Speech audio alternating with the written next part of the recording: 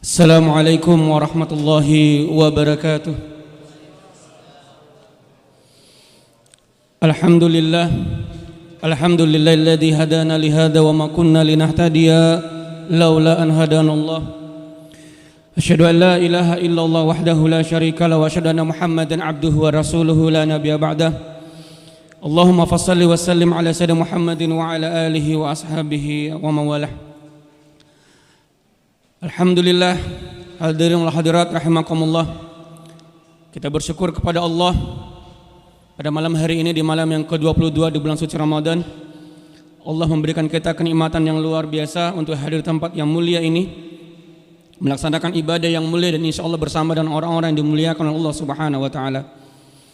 Salawat dan salam terkirim kepada baginda Rasulullah Muhammad sallallahu alaihi wasallam beserta para keluarga, sahabat, dan kita semua umatnya. Hadirin wal hadirat rahimakumullah. Sungguh tidak ada kegembiraan bagi kita umat Islam yang memberikan nikmat kehidupan oleh Allah. Dari nikmat waktu itu adalah bertemu dengan bulan Ramadan. Saking kemudian mulianya bulan ini, para alim ulama, para masyayikh itu jauh-jauh bulan berdoa kepada Allah Subhanahu wa taala untuk dipertemukan dengan bulan yang mulia ini. Dan inilah sebuah kenikmatan bagi Allah, bagi kita umat Islam yang tahun ini bisa berjumpa dengan bulan Ramadan. Ini sebuah kebahagiaan hadirin Allah Subhanahu wa taala. Tetapi kemudian kebahagiaan kita itu diuji oleh Allah Subhanahu wa taala. Kebahagiaan kita di tahun ini diuji oleh Allah Subhanahu wa taala. Kegembiraan kita beribadah di bulan Ramadan diuji oleh Allah Subhanahu wa taala. Kenapa hadirin? Di awal bulan April ini, saudara-saudara kita di belahan dunia lain, mereka tidak bisa beribadah dengan bebas di dalam masjidnya. Saudara-saudara kita di Palestina di Ramadan tahun ini, lagi dan lagi penjajah Israel, Yahudi Zionis itu kemudian masuk, bahkan kemudian sampai melukai saudara-saudara kita yang sedang beribadah dan iktikaf di Masjid Al-Aqsa. Hadirin Allah Subhanahu wa taala, inilah ujian bagi kita umat Islam. Karena Allah Subhanahu wa taala telah mengingatkan kita, innamal mu'minuna ikhwah. Sesungguhnya orang-orang yang beriman itu bersaudara. Bukankah yang disuruh oleh Allah Subhanahu wa taala untuk berpuasa oleh orang-orang beriman? Bukankah kemudian orang-orang yang mulia di sisi Allah adalah orang-orang yang beriman? Maka sebagai orang-orang yang beriman tentu kita risau hadirin Allah Subhanahu wa taala. Persaudaraan kita sesama umat Islam itu jauh lebih mulia, lebih tinggi daripada persaudaraan sekandung yang lahir dari rahim yang sama. Oleh karena hadirin Allah Subhanahu wa taala, setiap tahun kita dipertontonkan dengan hal yang sama. Setiap tahun kita memperingati Isra Mi'raj.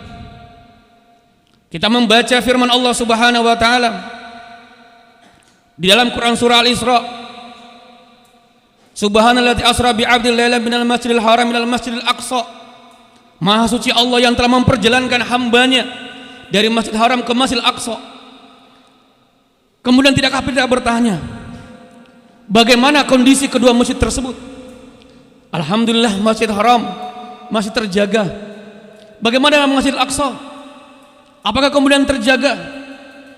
Yang menjadi saksi sejarah bagaimana perjuangan Rasulullah Muhammad SAW untuk mendapatkan perintah salat.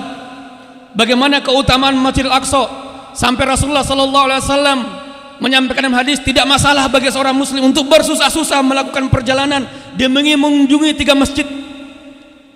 Tidak dipermasalahkan, Pak.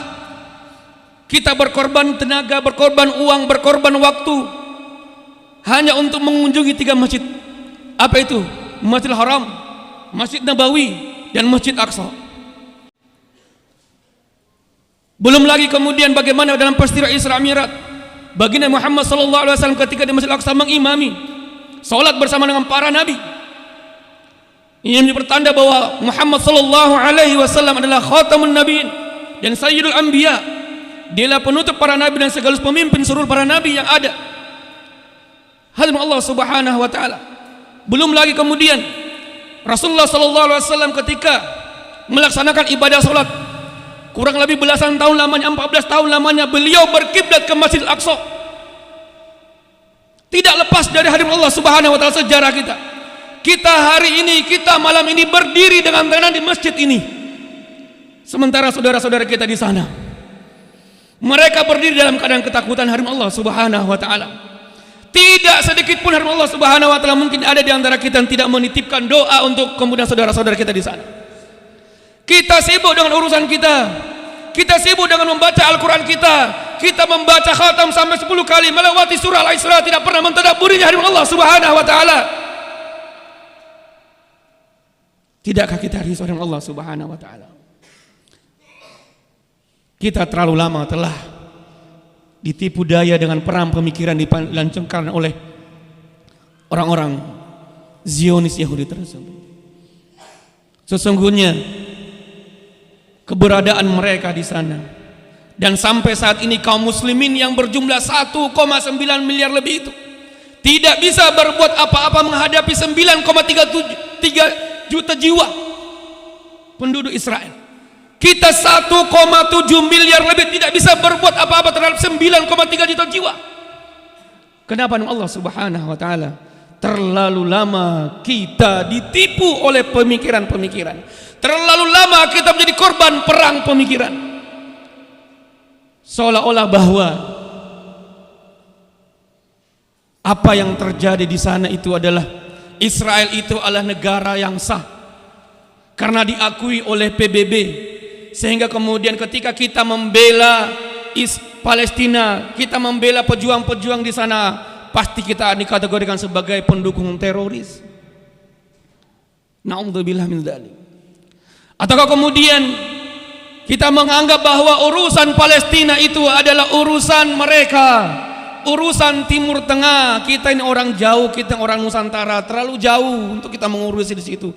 Jangankan mengurus Palestina, mengurus keluarga saja tidak beres.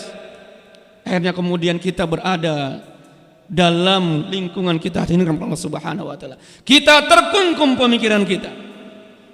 Padahal Allah Subhanahu wa taala, Umar bin Khattab radhiyallahu anhu membebaskan Palestina, menyelamatkan Palestina minadz zulumati ilan nur. Itu dilakukan oleh para syuhada kita Allah Subhanahu wa taala. Ini dilakukan Rasulullah sallallahu alaihi wasallam, para khulafaur rasyidin dan para kemudian khalifah-khalifah sesudahnya.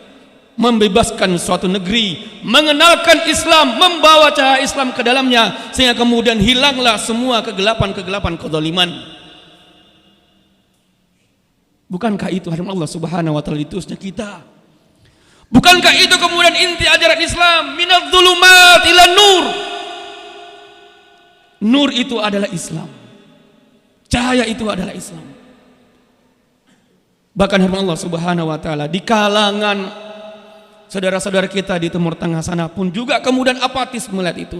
Mereka berkata bahwa urusan Palestina itu adalah urusan rakyat Palestina. Kita ini orang-orang di sekitar di sini adalah bukan bagian dari mereka. Turki itu bukan Arab, Mesir itu bukan Arab dan sebagainya. Allah Subhanahu wa taala. Na'udzubillah. Sehingga kemudian apa pertanyaan kita dengan Allah Subhanahu wa taala?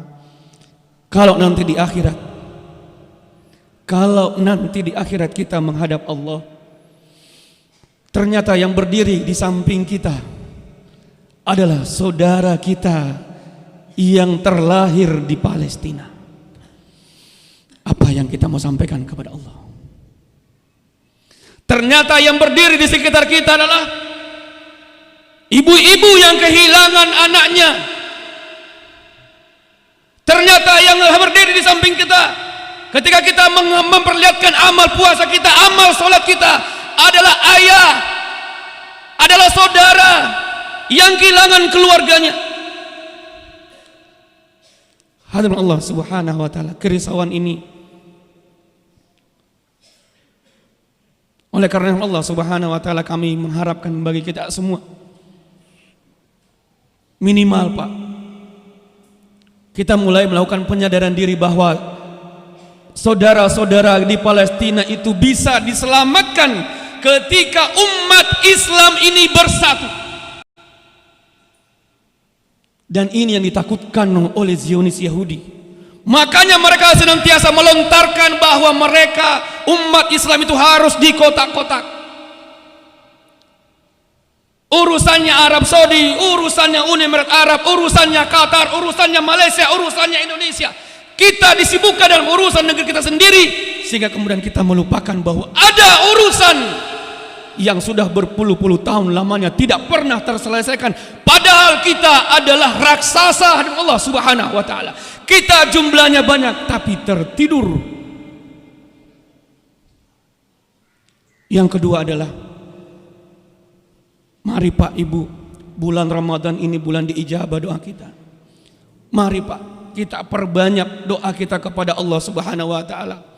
10 malam terakhir ini Pak, doakan, khususkan doakan saudara-saudara kita di Palestina. Di antara doa-doa kita untuk diri kita, keluarga kita, untuk dunia kita, untuk akhirat kita Pak. Tolong Pak. Kenapa? Karena di sana ada saudara-saudara kita yang membutuhkan kita. Masyarakat muslimin rahimakumullah, mohon maaf bila tema yang kami bawakan pada malam hari ini mudah-mudahan bisa menggugah kita dengan Allah Subhanahu wa taala, menyadarkan kita bahwa betapa pentingnya ini urusan saudara kita itu kita perhatikan, karena kita ini sesungguhnya bersaudara di hadapan Allah Subhanahu wa taala. Semoga Allah Subhanahu wa taala mengampuni karena kelemahan kita. Semoga Allah Subhanahu wa taala mengampuni karena kezaliman kita, keterbatasan kita ini. Ya Allah, ampunilah kesalahan kami ya Allah. Ampunilah kelemahan kami ya Allah. Kami tidak bisa berbuat apa-apa yang lebih bagi saudara kami di Palestina ya Allah. Saat ini kami hanya bisa mendoakan mereka ya Allah. Ya Allah, berikanlah kekuatan, kesabaran kepada saudara-saudara kami ya Allah. Ya Allah, berikanlah petunjuk kepada pemimpin-pemimpin kaum muslimin ya Allah, agar mereka bersatu memperhatikan urusan saudara-saudara kami di sana ya Allah.